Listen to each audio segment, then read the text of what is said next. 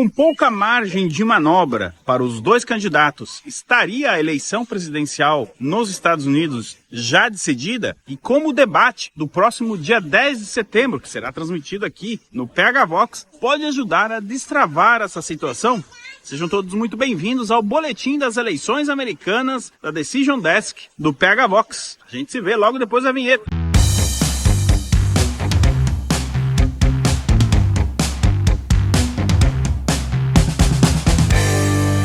Vamos trazer dois dados interessantes que ajudam a entender como esta eleição realmente está travada, tanto para Kamala Harris, do Partido Democrata, como para Donald Trump, do Partido Republicano. O primeiro deles é de que tanto Trump quanto Harris devem obter, no mínimo, 46% dos votos.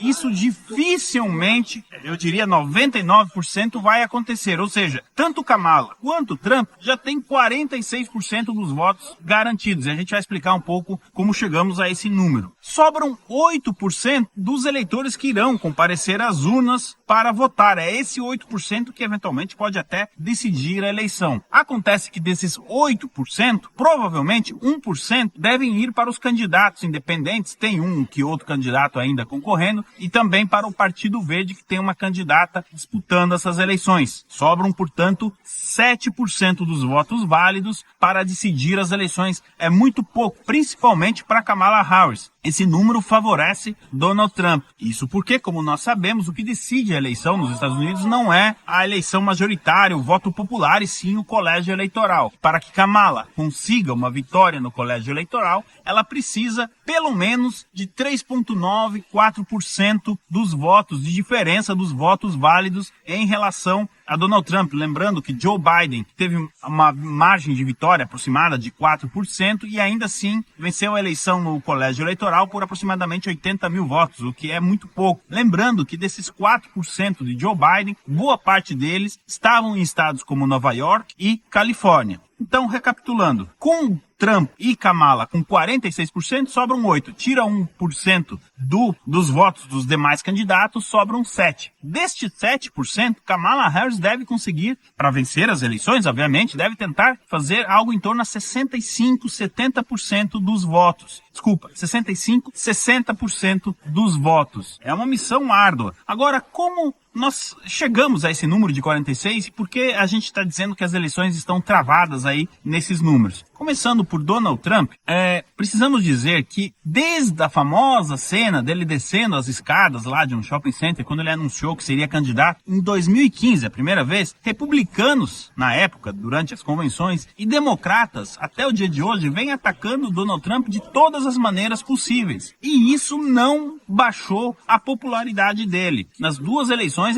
tanto em 2016 quanto em 2020, ele garantiu 46% dos votos. A diferença em 2020 foi o comparecimento recorde às urnas que aconteceu naquela eleição. Essa é uma missão de Kamala, tentar repetir ou melhorar essa performance. Mas dito isso, o estoque de ataques em relação a Donald Trump já se esgotou, porque já são 9 anos atacando o Donald Trump. Quem decidiu seu voto em base a esses ataques já está ou fechado com o Trump ou não vai votar nele, mas não tem muito mais o que atacar o Donald Trump. Isso é um problema para Kamala Harris. O estoque de ataques acabou justamente na candidatura dela. Por outro lado, não importa o que Donald Trump possa fazer, possa trazer as coisas que ele fez bem enquanto era presidente dos Estados Unidos, precisamos aqui dizer que sim, existe uma rejeição ao nome de Donald Trump. E também essa rejeição parece ser um pouco menor do que dos outros anos em relação aos eleitores chamados independentes, os eleitores que não se declaram nem democratas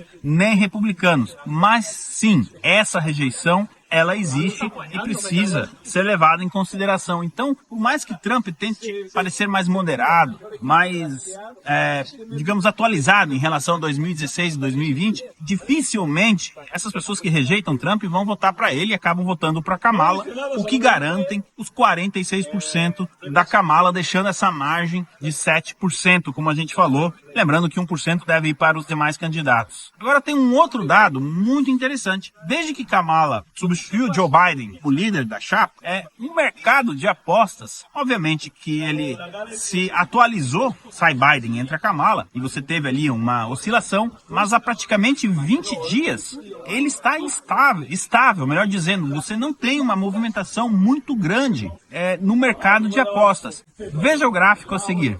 Como observamos no gráfico atualizado, na quarta-feira, dia 4 de setembro, Donald Trump ainda tem um certo favoritismo perante o mercado de apostas em relação a Kamala Harris. Do lado de Donald Trump, todo mundo já conhece qual será o seu plano econômico, ele já foi presidente e as pessoas sabem o que esperar. Do lado de Kamala ainda existe uma incerteza. Ela deu uma entrevista à emissora CNN na semana passada, que não foi muito bem recebida pelo público, mas também nada de catastrófico, ou seja, está muito estável. É aí que entra a questão do debate do próximo dia 10, da próxima terça-feira. O debate pode ser uma oportunidade para os candidatos tentarem conquistar ainda qualquer eleitor indeciso e ainda, em último caso, tentar aquele 0,2%, 0,3% de eleitores que estão votando no candidato contrário, trazê-los para o seu barco. Então, esse debate ele é muito importante. E por quê? Já na semana que vem, a gente começa a votação antecipada por correio, ou seja, já tem eleitor, aliás, teremos eleitores votando na semana que vem, alguns dias depois do debate. A Carolina do Norte, por exemplo, começa no dia 15 de setembro. Então, o eleitor, de repente, pode estar esperando esse debate, o eleitor indeciso, naquele estado e começar a votar. É por isso que este debate do dia 10 é mais importante do que, eventualmente, outros debates que eles venham a fazer, porque esse aqui já começa a ter voto na urna. Os outros debates, quando eles acontecerem, pode ser que já uma boa quantidade do voto pelo correio já tenha acontecido. Aí, teoria, pelo menos, né?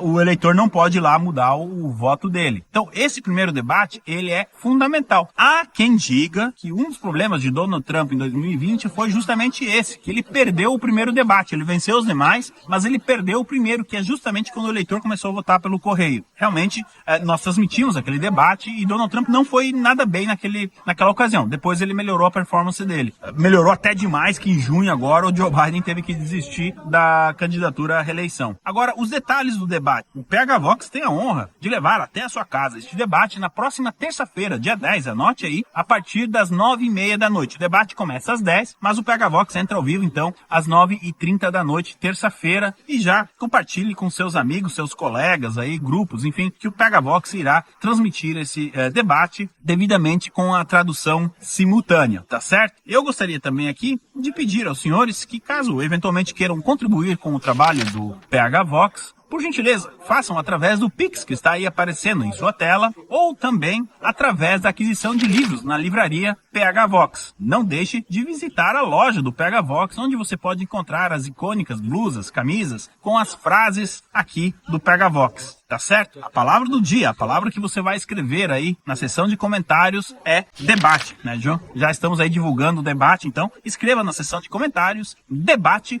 E se quiser emendar aí, debate no PH Vox, tá certo? A todos, desejar muito obrigado pela divulgação e pela audiência. Este foi o boletim das eleições americanas da Decision Desk do PH Vox. Você gosta do nosso conteúdo e quer estar sempre bem informado? Não deixe de se cadastrar no Nossa Voz, o nosso mailing onde você receberá todos os dias os nossos artigos em nosso portal, alertas sobre novos conteúdos, cronograma de lives e muitas informações adicionais, inclusive de coberturas especiais. O link para inscrição está na descrição deste vídeo.